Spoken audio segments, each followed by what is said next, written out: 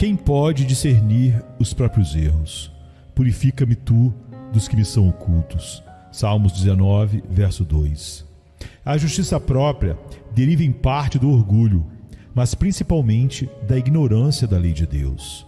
Devido os homens conhecerem muito pouco ou nada do terrível caráter da lei divina, insensatamente se imaginam justos.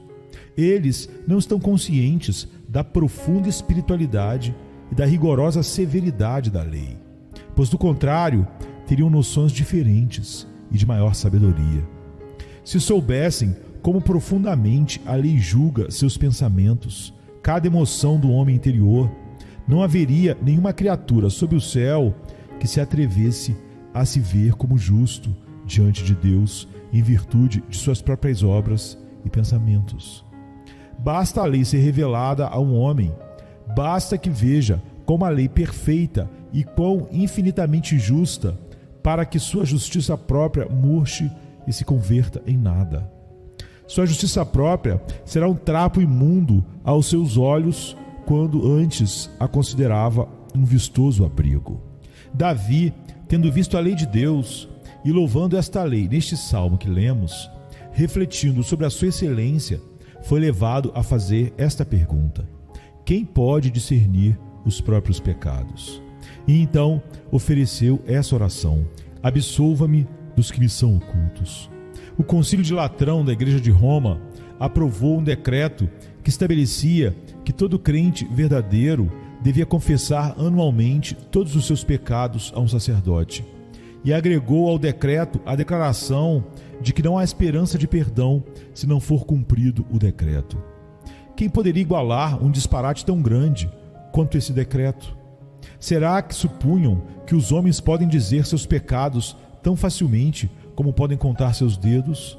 Porque se só podemos receber perdão de todos os nossos pecados, dizendo cada pecado que cometemos em uma hora, nenhum de nós poderia entrar no céu, visto que há pecados que não conhecemos e que não podemos ser capazes de confessar, pois há um vasto conjunto de pecados que são verdadeiros pecados, como os que podemos observar, mas que estão escondidos e passam despercebidos diante de nossos olhos. Se tivéssemos olhos como os de Deus, teríamos uma opinião muito diferente a nosso respeito. Os pecados que vemos e confessamos são como as pequenas amostras que o fazendeiro traz ao mercado, tomadas do celeiro repleto que está em sua casa. Somos capazes de observar e detectar pequena quantidade de pecados em comparação aos que estão escondidos de nós e que são pouco vistos por nossos semelhantes. Sem dúvida que essa é uma verdade aplicável a todos nós, que a cada hora de nossa existência, enquanto envolvidos em nossas atividades, cometemos muitos pecados que não são acusados por nossa consciência, porque não os temos visto como coisas erradas em virtude de que não estamos estudando a lei de Deus como devíamos fazer. Agora, temos que aceitar que pecado é pecado, quer o vejamos, quer não. Um pecado, mesmo que não detectado, é um pecado tão real como o que podemos observar. Todos os pecados que conhecemos devemos confessar em sincera oração. Senhor, eu confesso todos os pecados conhecidos, mas devo acrescentar dizendo: perdoa-me dos que me são ocultos. No entanto, esta não é a essência do que queremos falar. Meu objetivo é uma espécie de homens que não têm pecados desconhecidos para eles, mas que os têm mantido em segredo na frente de seus semelhantes. Cada vez que levantamos uma linda pedra colocada sobre o gramado verde da igreja que congregamos, pintada com tinta de bondade aparente, para nosso assombro, encontramos debaixo dela todo tipo de insetos imundos e répteis odiosos. E em nosso repúdio à hipocrisia exclamamos: todos os homens são mentirosos. Não há ninguém em quem possamos confiar. Não seria justo aplicar essa designação a todos, mas realmente as descobertas feitas sobre a falta de sinceridade dos nossos semelhantes são suficientes para entendermos quão longe pode ir a simples aparência e quão pouca é a pureza do coração. A vós, senhores, que pecam em segredo, pois fazem profissão de fé, mas que quebram o pacto com Deus, quando estão nas sombras e continuam usando a máscara da bondade quando estão na luz, a vocês que fecham as portas para cometer abominação em segredo, para vocês eu quero falar. Que Deus se agrade em falar ao seu coração e leve-os a proferir estas palavras: absolva-me dos meus pecados que estão ocultos. Vou me esforçar para exortar a todos os hipócritas, pedindo-lhes que abandonem, que renunciem, que detestem, que odeiem, que aborreçam todos os seus pecados secretos. Pense na loucura dos pecados secretos. Hipócrita, você é famoso quando os outros te veem. Tua conduta externa é reta, afável, liberal, generosa e cristã, mas você se entrega a pecados que os olhos dos homens não detectaram. Talvez tenhas o teu frenesi privado.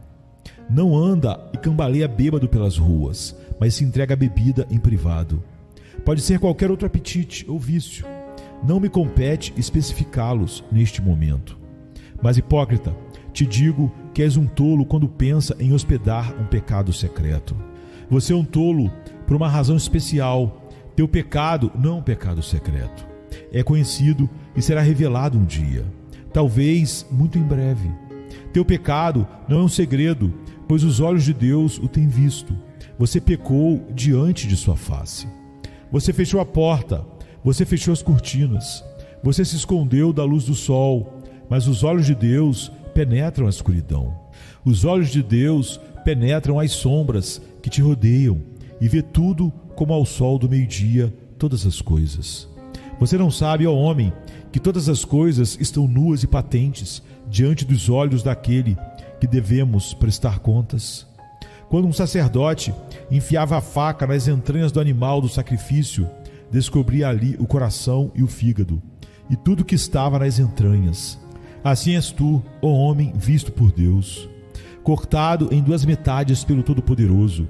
Não tens nenhuma câmara secreta onde possas se esconder. Não tens nenhum porão escuro onde possa esconder tua alma. Cave profundamente, tão profundamente que chegues ao inferno, mas não encontrarás terra suficiente para cobrir o seu pecado. Se pudesses reunir montanhas sobre a tumba do seu pecado, essas montanhas contariam o segredo que está em suas entranhas. Se pudesse jogar seus pecados ao mar, 1000 ondas sussurrantes contariam o teu segredo. Não é possível que te escondas de Deus. Teu pecado está registrado no céu. O ato, quando foi cometido, foi registrado no céu e ali permanecerá. E um dia tudo será revelado aos olhos curiosos de todos os homens. Como hipócrita e falso, você cometeu seus pecados em segredo, é claro, mas foram observados pelo Senhor que tudo vê. Quão tolos são os homens quando pensam que podem fazer algo em segredo. Este mundo é como uma colmeia de vidro, dentro da qual as abelhas trabalham. Podemos então observar e ver todos os trabalhos dessas criaturas. Assim, Deus olha dos céus e tudo vê. Nossos olhos são débeis, não podemos ver no escuro, mas os olhos de Deus, como um globo de fogo, atravessa a escuridão. Ele lê os pensamentos do homem e vê suas ações quando ele pensa que está bem escondido. Esse pensamento seria suficiente para nos refrearmos de todos os pecados, se tão somente aplicássemos a nós. Tu é o Deus que vê.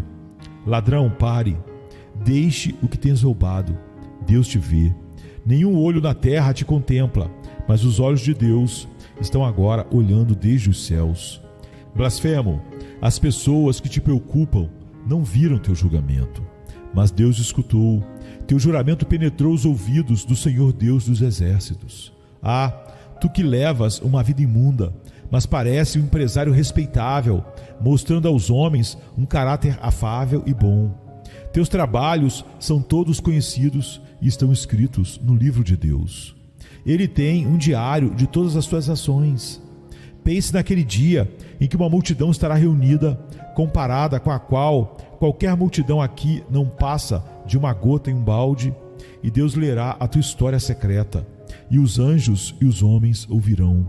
Estou certo de que não há ninguém que gosta de ler todos os seus segredos, em especial os nossos pensamentos secretos.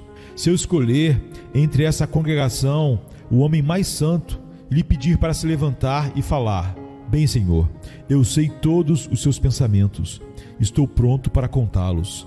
Eu tenho certeza que me ofereceria o maior suborno que pudesse conseguir para que eu ocultasse alguns deles.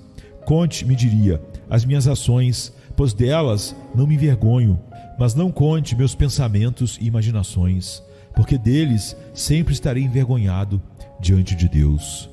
Quão grande então, pecador, será a tua vergonha quando tuas lascívias secretas, tuas transgressões privadas, teus crimes ocultos forem anunciados desde o trono de Deus e publicados por sua própria boca, e com uma voz mais forte que 1000 trovões declararem teus segredos diante do mundo inteiro reunido.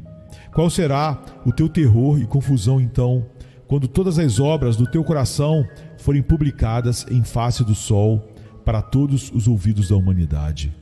Ó, renuncie à insensata esperança, pois teu pecado tem sido registrado neste dia e será publicado um dia em todas as paredes do céu. De todos os pecadores, o homem que faz uma profissão de fé evangélica e ainda vive como o mundo é o mais miserável. O ímpio descarado que toma o copo na mão e diz: eu sou um bêbado e eu não me envergonho disso, será indescritivelmente miserável no mundo que está por vir, mas teve sua breve hora e momento de prazer. Um homem que diz maldições e blasfêmias e diz: este é o meu costume, eu sou um blasfemo, e faz disso uma profissão, tem ao menos alguma paz entre aspas em sua alma, na escuridão temporária que vive. Mas o homem que anda com o ministro de Deus, que está unido à igreja de Deus, que vai ao povo de Deus e se une a ele, e então vive em pecado, quão miserável deve ser sua vida. Tem uma vida pior do que a do rato que está em seu esconderijo e corre em segredo para pegar migalhas, e em seguida retorna rapidamente para o seu buraco. Esses homens devem se apressar para o pecado de vez em quando, e quão temeroso está de ser descoberto. Um dia, talvez, ele mostre o seu caráter, mas com maravilhosa astúcia consegue esconder e disfarçar. Mas no dia seguinte algo acontece de novo, e vive então em constante medo, dizendo mentira após mentira, fazendo com que a última seja convincente, acrescentando engano a engano, para que os outros não descubram. Como dizem os versos, é uma amaranhada teia que tecemos quando uma vez nos aventuramos a enganar. Se eu vou ser ímpio, levarei a vida de um pecador fanfarrão que peca diante da face do dia. Mas se peco, não vou agir como um hipócrita e um covarde. Não vou professar ser de Deus enquanto passo a vida com o diabo. Esse truque do diabo é algo que todo pecador honesto, entre aspas, deveria se envergonhar. Ele dirá: agora, se eu verdadeiramente sirvo ao meu Senhor, lhe servirei de forma declarada e não fingir a respeito disso. Se faço uma profissão, a cumprirei, mas se não faço, se vivo em pecado, não vou escondê-lo por meio da hipocrisia e falsidade. Algo que tem paralisado a igreja e que tem partido o seu vigor é a mais infame hipocrisia. Em quantos lugares há homens a quem poderíamos louvar até o próprio céu se crêssemos em suas palavras, mas que nos jogariam no próprio inferno se pudéssemos ver suas ações secretas. Que Deus conceda perdão a qualquer um que esteja agindo assim. Eu quase diria que dificilmente poderia perdoá-lo. Eu posso perdoar um homem que se entrega ao pecado abertamente e não professa ser melhor. Mas um homem que adula, que fala com engano e simula e ora enquanto vive em pecado, a esse homem eu desprezo, não posso suportá-lo, o aborreço com minha alma. Se abandonasse esse caminho, o amaria, mas em sua hipocrisia é para mim a mais desprezível de todas as criaturas. Há um conto que diz que um sapo leva na verdade uma joia em sua cabeça, mas este homem não tem nenhuma, mas carrega imundícia, simulando estar amando a justiça. Uma mera profissão, meus senhores, não é nada mais que uma maquiagem ostensiva de quem está indo para o inferno. É como as plumas no carro fúnebre levado por cavalos negros que arrastam os homens às suas tumbas. Cuidem-se, acima de todas as coisas, de uma profissão feita de cera, que não resiste aos raios do sol. Evite uma vida que necessita de duas caras. Deve ser uma coisa ou outra. Se decidir servir Satanás, não finja servir a Deus. Mas se pretendes servir a Deus, o sirva de todo o coração. Ninguém pode servir a dois senhores. Não insista nisso, pois não existe uma vida mais miserável que essa. Acima de todas as coisas, evite qualquer ato que seja necessário ser escondido. Há um singular poema escrito por Rude, chamado O Senhor de Eugênio Aram, uma poesia notável que ilustra bem o ponto que estou querendo fixar em suas mentes. Aram matou um homem e jogou seu corpo num rio, numa lenta corrente, negra como tinta, profunda ao extremo. No dia seguinte, vai visitar a cena do seu crime, e os versos dizem: eu busco o negro poço maldito, com um olhar desconfiado e receoso, e ele viu morto no leito do rio, pois o infiel curso estava seco. Em seguida, ele cobriu o cadáver com muitas folhas, mas um vento forte varreu a floresta, deixando seu segredo exposto ao sol. E os versos dizem: então eu caí de rosto em terra, e pela primeira vez comecei a chorar, pois descobri que meu segredo era tal que a terra recusou guardar. Em terra ou no mar, onde quer que fosse, mesmo a 10.000 metros de profundidade. Ele profetiza que será descoberto com notas melancólicas. Ele enterrou sua vítima em uma cova, cobriu com pedras, mas quando os anos completaram sua cansada ronda, o fato macabro foi descoberto e o assassino foi executado.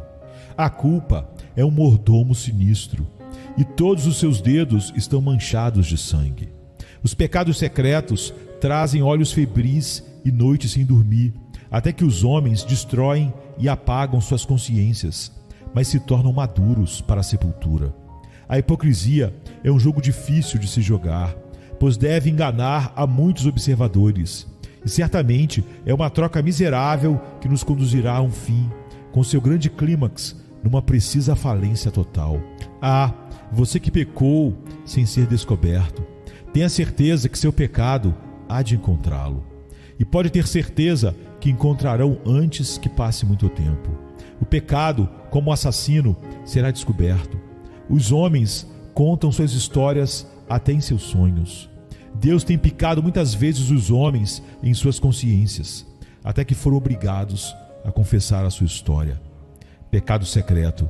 Se quiser um prenúncio da condenação aqui na terra, continue com teus pecados secretos, pois nada é mais miserável que o homem que peca secretamente e trata de tentar preservar a sua imagem.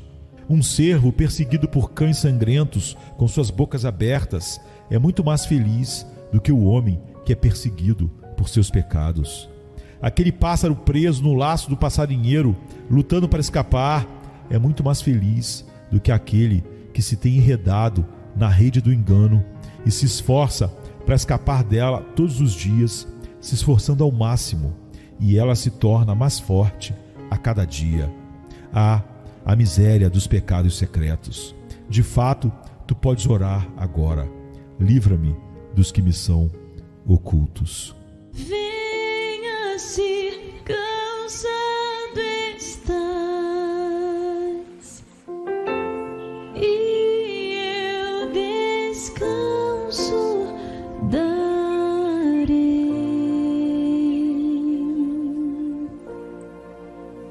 Tu descansarás.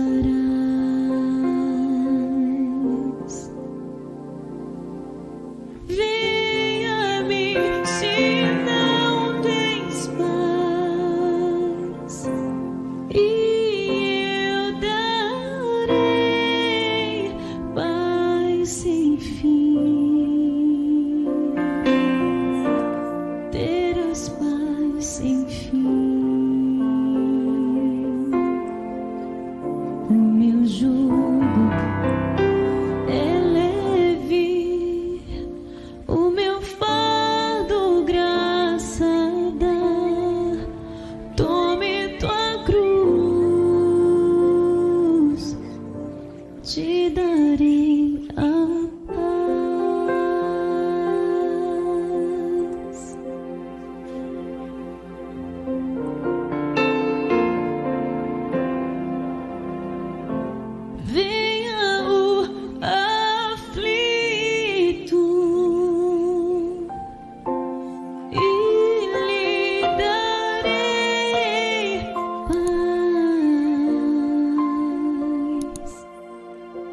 me